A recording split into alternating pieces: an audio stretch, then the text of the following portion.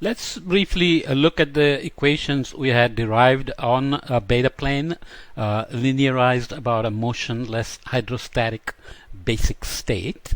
We had the hydrostatic equation, ideal gas law, the vertical stratification in terms of the scale height defined as RT bar or G, where T bar is a function of height, which we haven't prescribed yet. In the real world, it's not linear, but here we'll mostly linearize it or assume it to be a constant.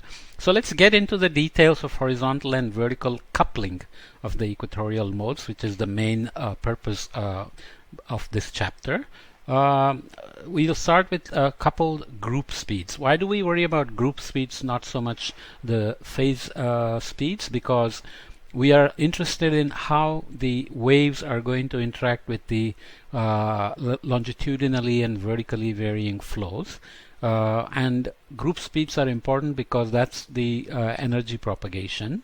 And we want to see if the group speeds are affected by the basic state, then energy accumulation or depletion is affected by the interaction, and this is why group speeds are more important than the phase speeds. Of course, they are not independent.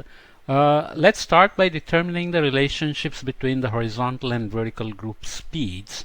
If we have an away from a energy source region, the vertical structure is 0 and the nth mode, and we are in an isothermal atmosphere, then the vertical equation we just looked at simplifies to d squared zn or dz squared plus m squared zn equal to 0, which is familiar as a harmonic oscillator equation in the vertical, where the vertical wave number is given by this relation, which relates to the ideal gas constants and the vertical scale height. But now we have the equivalent depth here. So the vertical wave number is proportional to 1 over hn to the half, which means if hn increases, the vertical wave number decreases, which is familiar with the horizontal problem of increasing equivalent depth, making the waves longer, reducing the wave number. Whereas if hn decreases, then m increases, so they become shorter scale vertical waves. Okay, we can compute gravity wave speed, our familiar square root gn problem here, which looks like this again in terms of kappa r over cp divided by g bar m squared plus 1/4 g bar. Okay, so now you can see the gravity wave speed is coupled to the vertical wave number, which itself is inversely related with hn to the half. So you can begin to see how changing one thing or the other by various processes is going to couple strongly the vertical and the horizontal, and hence also the equatorial trapping, strength of the equatorial trapping, which basically we are interested in how far the tropical influences can extend. We can write the vector form of the group speed now in terms of longitude and height as unit vector I cgx plus unit vector k tilde cgz. This is not related to the wave number. This is just a vertical unit vector ijk that you are used to in the Cartesian system. So that's just I d omega dk plus k d omega dm. You can now plot that in terms of vertical wave numbers and longitudinal wave numbers. And you can see that for these ranges we are seeing here, you have eastward group velocity for in the longitudinal direction, x direction, and you have downward group velocity when m is positive. So if the waves are propagating up, then the group speed is downward, so energy is propagating downward. We'll see more specific cases as we go along. And when m is negative, so waves are propagating downward, then group velocity is upward. Okay, so this is the basic relation we have to remember. So the two scalar components are functions of longitudinal and vertical gradients of intrinsic frequency omega, which is shown here as omega 1 and omega 2, and group velocities are obviously normal. The vector group velocity is normal to the omega frequency, intrinsic eigenfrequency here. The total group velocity is the vector sum of these two components, and vertical wave number is based on m equal 1, corresponding to about 30 kilometer. Dispersion curves for m greater than 0 and m less than 0 are shown. Oops, sorry. The latter being the mirror image, so you can see that these are mirror images of each other. Okay, so what else can I say about it? All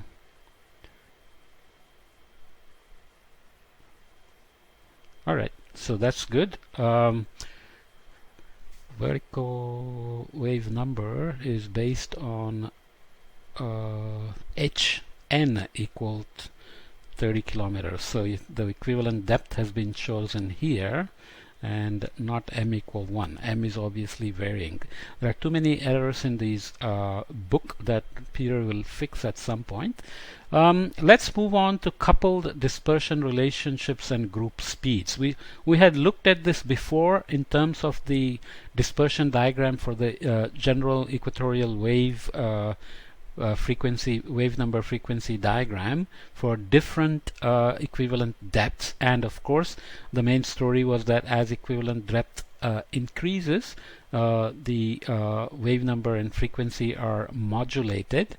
Remember that, for example, if you look at n equal 1 for h of 20 meters versus h of 1000 meters, the group velocity increases for long and short waves compared to this shallower depth, right? So they don't get very far for the same wave number.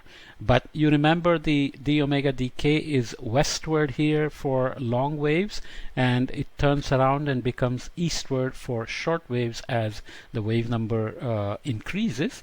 And you can see here the turning latitude, the wave number at which the switch happens from westward to eastward group velocity also changes with equivalent depth, and the inertial gravity waves change frequencies.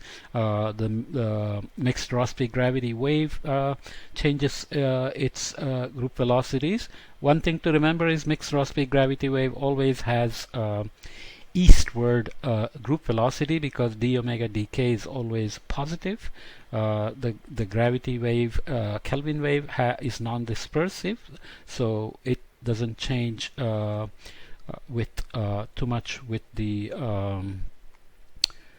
it's not affected by the basic flow and so on, and there are the periods corresponding to the frequencies.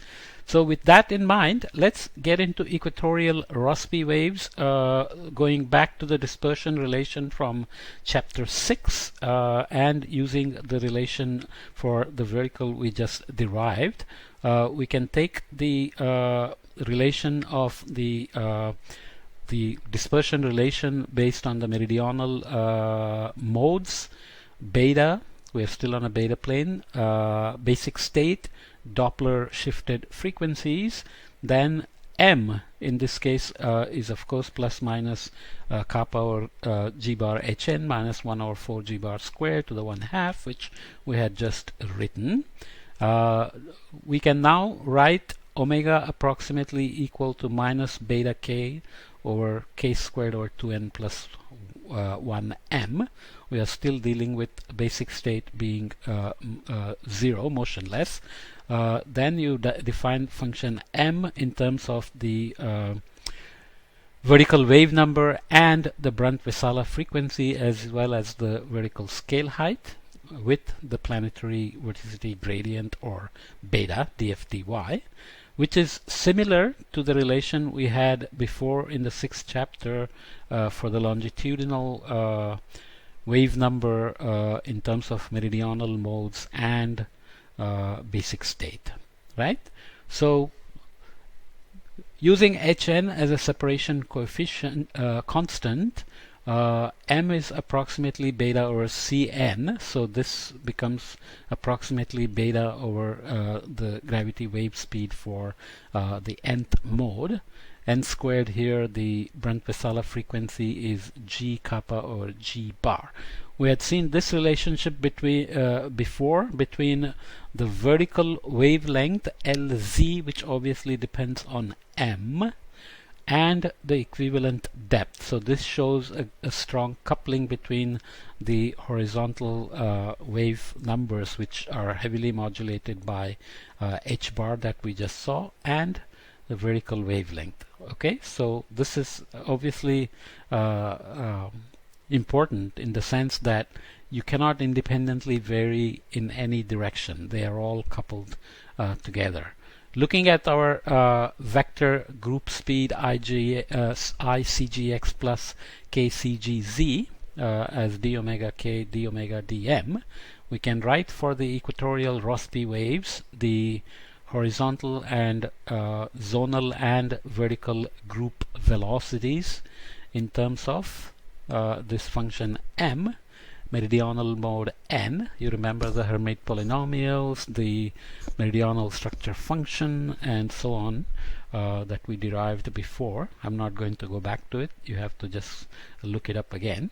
So that's our longitudinal group speed, and this is our vertical group speed.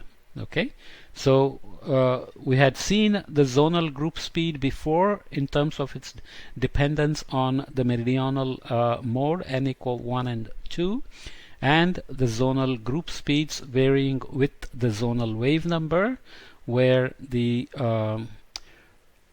wave number at which the group velocities switch sign from negative to positive changes based on the mode number and equivalent depth, right? This is the relation we had seen before. Obviously that means the short equatorial Rossby the long equatorial Rossby waves with small wave numbers have westward phase speed and westward group velocity, whereas as the wave number increases they become shorter scale and the phase speed is still westward, but the group velocity is now positive. So omega k is still negative, but d omega dk is positive, so group velocity becomes eastward. We have already learned this, and we had also seen how the so now we will return to this relation. I'll stop this here because it's already pretty long.